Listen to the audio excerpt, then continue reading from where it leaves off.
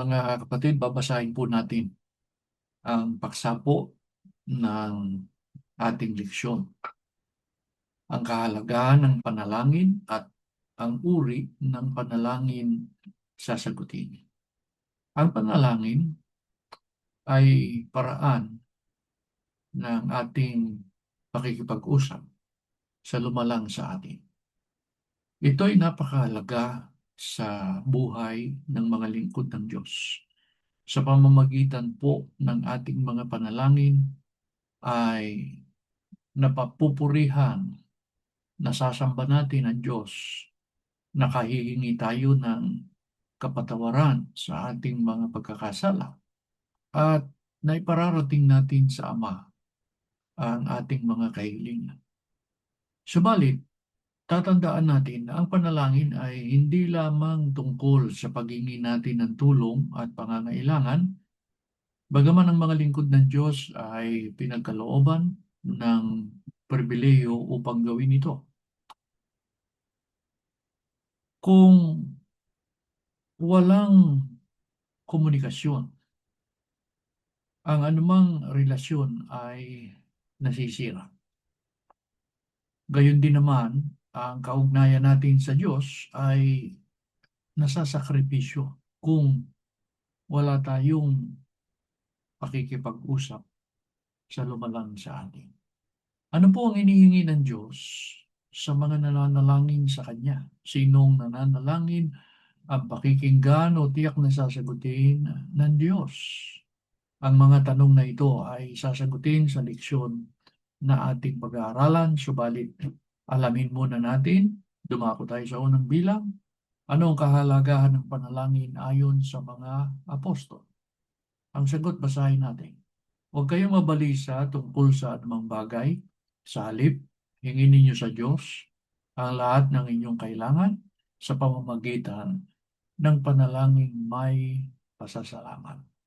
Kaya sa pamamagitan po ng ating mga pananalangin, nahihingi natin, naipaalam natin sa Diyos ang lahat ng ating pangangailangan. Hindi tayo dapat na mabalisa o mag-alala tungkol sa anumang bagay. Lagi tayong manalangin at sa tuwing tayo'y mananalangin, dumalangin tayo na mayroong pagpapasalamat. Sa kasunod na bilang, nang magsalita ang Panginoong Kristo ng isang talinhaga sa kanyang mga alagad upang magturo ng kahalagahan ng panalangin, ano ang sinabi niyang kahalagahan nito? Basahin natin ang sagot. At sinalita niya sa kanilang isang talinhaga na sila'y dapat magsipanalangin lagi at huwag manlupaypay. Kaya yung mapanalanginin ay hindi yun nanlulupaypay o nawawalan ng pag-asa. Sa kasunod na bilang, kaninong panalangin ang tiyak na pakikinggan o sasagutin ng Panginoon Diyos? Basahin natin ang sagot. Kaya nga, sinasabi ko sa inyo, ang lahat ng mga bagay na inyong idinadalangin at hinihingi ay magsisampalataya kayo na inyong tinanggap na at inyong kakamtin. Mga kapatid, ang maningas na panalangin ay naghahayag ng matibay na pananalig o pananampalataya sa kapangyarihan at magagawa ng Diyos. Pagka tayo ay nananalangin sa Diyos, huwag tayong magkaroon ng pag-aalinlangan. Sa ikaapat na bilang, sapat na ba na sumasampalataya ang isang nananalangin para pakinggan, sagutin ng Diyos ang kanyang dalangin? Ang sagot, ang panalangin ng taong matuwid ay makapangyarihan at mabisa. Sa makatuwid, dapat ang nananalangin ay sumasampalataya sa magagawa ng Diyos at dapat siya ay taong matuwid. Sa ikalimang bilang, paano tayo magiging matuwid at mananatiling gayon sa paningin ng Diyos upang tiyak na sagutin sa ating mga pananalangin? Ang sagot, at anumang ating hingin, tinatanggap natin sa Kanya sapagkat tinutupad natin ang Kanyang mga utos at ginagawa natin ang mga bagay na nakalulugod sa Kanyang paningin. Kaya para ang ating dalangin ay sagutin, sumampalataya tayo sa magagawa ng Diyos. Mabuhay tayo ng matuwid sa paraang mabuhay tayo sa pagsunod at ang gagawin natin ay mga bagay na kalugod-lugod sa Diyos. Paano natin magagawa yun? Bawat gawain natin dapat sang-ayon sa aral na tinanggap natin. Sa ika-6 na bilang, aling mga bagay ang kapag ipinanalangin ay tiyak na ipagkakaloob ng Diyos sa atin? Ang sagot, at ito ang pagkakatiwala, katiyakan, taglay natin sa Kanya. Kung ano man ang hilingin natin, ayon sa Kanyang kalooban, pinakikinggan niya tayo. Bagaman sinabi po na anumang ating hingin ay tinatanggap natin, nilinaw po na anumang hingin na ayon sa kalooban ng Diyos, pakikinggan tayo. Kaya sa ating mga pananalangin, tiyakin natin na ang ating hinihingi ay hindi labag sa kalooban o sa kautusan ng Diyos. Sa ikapitong bilang, sa kaninong pangalan natin dapat hilingin ang ating mga pangangailangan sa Panginoon Diyos at anong pangako? Ang sagot, at anumang inyong hingin sa aking pangalan ay yaon ang aking gagawin upang ang Ama ay lumuwalhati sa Anak. Kung kayo'y magsihingi ng anuman sa pangalan ko, ay yaon ang aking gagawin. Sa pangalan po ng Panginoong Kristo, natin dapat hilingin ang ating mga pangangailangan. Sapagkat siya ang ating tagapamagitan, siya ang luklukan ng biyaya, magsilapit nga tayong may pagkakatiwala sa luklukan ng biyaya upang tayo'y magsipagtapon ng awa at makasumpong ng biyaya upang tumulong sa atin sa panahon ng ating pangangailangan. Mababasa po natin yan sa Hebreo 4:16. Kaya sa tuwing tayo'y mananalangin, manalangin din tayo sa ating Panginoong Kristo. Sa ika-8 bilang, mga kapatid, anong hinihingi ng Diyos sa mga lingkod niya kung dudulog o mananalangin sa Kanya at ano ang Kanyang pangako? Ang sagot, kung ang aking bayan na tinatawag sa pamamagitan ng aking pangalan ay magpakumbaba, dumalangin, hanapin ang aking mukha at talikuran ng kanilang masasamang mga lakad, aking ang didinggin sa langit at ipatatawad ko ang kanilang kasalanan at pagagalingin ko ang kanilang lupain. Ano po ang hinihingi ng Diyos sa mga lingkod niya? Kung sila ay dudulog o mananalangin sa Kanya. Sabi po ng Diyos ay, kung ang aking bayan o kung yung Kanyang mga lingkod ay hanapin siya, magpakumbaba, dumalangin, hanapin siya, at talikuran ang masasamang mga lakad. Sa ibang salita, kilalanin natin ang Diyos na siyang makapangyarihan sa lahat. Tumiwala tayo sa Kanya.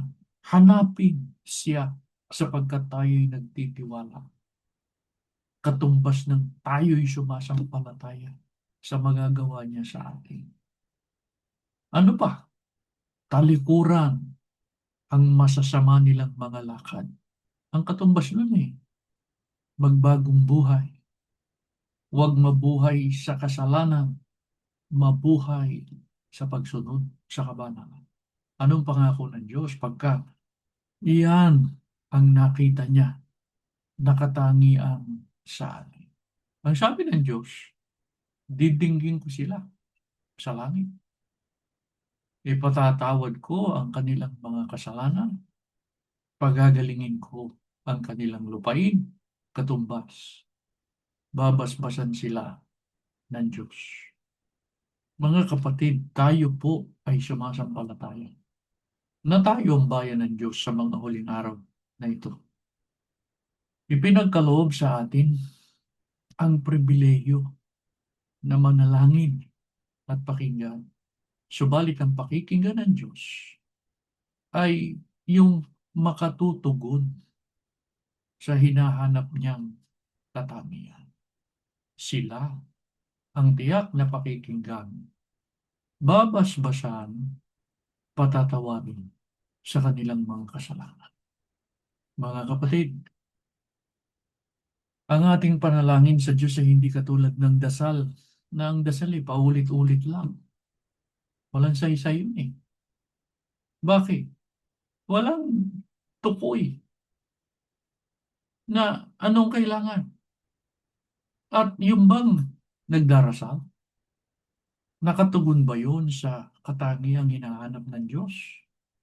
At sila ba yung bayan? Kasi ang binabanggit dito kung ang aking bayan, katumbas nun, yung mga lingkod niya, yung mga pinili niya. Ang panalangin natin, mga kapatid, ay hindi pa ulit-ulit na katulad ng dasal. Ang bahagi ng ating panalangin ay ang mga sumusunod. Una, tinatawag natin ang pangalan ng Diyos. Kaya nga ang simula natin Ama naming Diyos. Pinupuri natin siya, makapangyarihang kasalanan. Nagpapasalamat tayo sa lahat ng ginawa niya sa atin, sa pagliligtas niya, sa pag-iingat niya, sa pagpapala niya. Kasunod na bahagi ng ating panalangin, pagkatapos ng pagpupuri at pagkilala sa Diyos, humingi tayo ng tawad sa ating mga kasalanan. Bahagi pa ng ating panalangin, ihabilin natin sa Diyos ang ating paglalakbay, humingi tayo ng patnubay. Humingi tayo na tayo'y patibayin sa ating pananampalataya. Bahagi rin ng ating pananalangin ang pagtawag kay Jesus. Kaya nga kung mapapansin ninyo, pagka nananalangin tayo, kasama sa tinatawagan natin ang ating Panginoong Hesus, sapagkat siya ang luklukan ng biyaya. Sabihin natin sa ating panalangin, sa ating Panginoong Hesukristo, tulungan tayo na ang ating dalangin makarating sa Ama. Pagkatapos, babalik tayo sa Ama, patuloy tayong magpakilala sa Kanya kung ano ang ating kahilingan. Pagalingin tayo sa karamdaman. Kung ang ating pamilya dumaraan sa mga mabibigat na pagsubok, hilingin natin na tayo'y basbasan, alalayan. Paano natin tatapusin ang ating panalangin? Hinihiling po namin ang lahat sa ngalan ni Jesus, sa pangalan ni Jesus, na aming tagapagligtas. Yan ang iba't ibang bahagi ng ating mga pananalangin. Hindi yung kung ano-ano na lang ang pinagsasabi. At higit sa lahat ay tiyakin muna ng mananalangin na may karapatan siya, lingkod siya, bayan siya ng Panginoon Diyos. Mga kapatid, ang pag-aaralan natin sa susunod na pagsamba ay tungkol sa araw po ng paghuhukom. Ang paghuhukom ay yan ang panahon na ang lahat ng bagay ay titigil na. Ang lahat ng bagay sa langit at sa lupa matatapos, matutupo.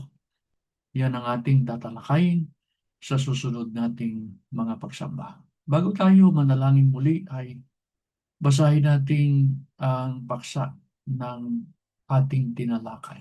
Ang kahalagahan ng panalangin at ang uri ng panalangin sasagutin. Tumayo po kayo, mananalangin tayo.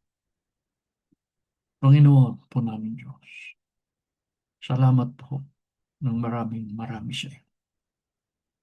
Sumasampalataya kami, ikaw ang patuloy na naawa at tumulong sa amin na muli naming matupad ang pinakamahalagang bagay sa aming buhay. At ito ay ang aming pagpupuri at pagsamba sa iyo. Opo, kulang ang aming buhay. Kulang, Ama, ang mga salitang salamat sa lahat po ng ginawa mo sa amin. Salamat po sa buhay, sa lakas na patuloy mong ipinagkakaloob sa amin.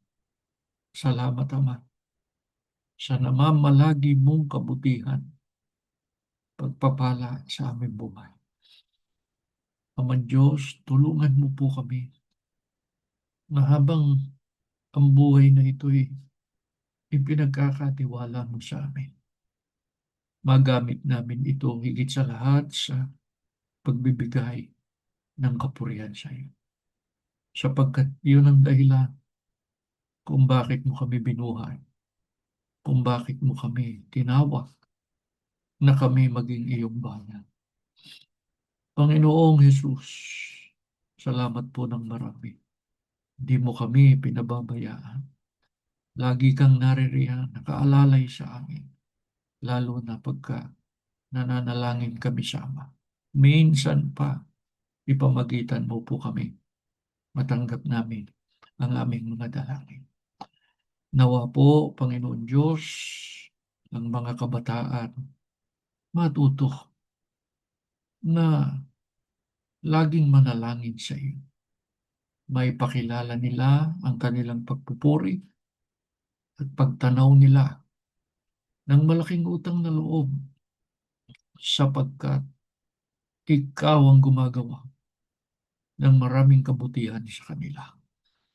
Nawa po, Amang Diyos, sa bawat sambahayan na iyong mapapakinggan na nananalangin at tumatawag sa iyo, maramdamang malapit ka sa kanila, nakahanda kang laging sagutin at ipagmalasakit ang kanilang sambahayan.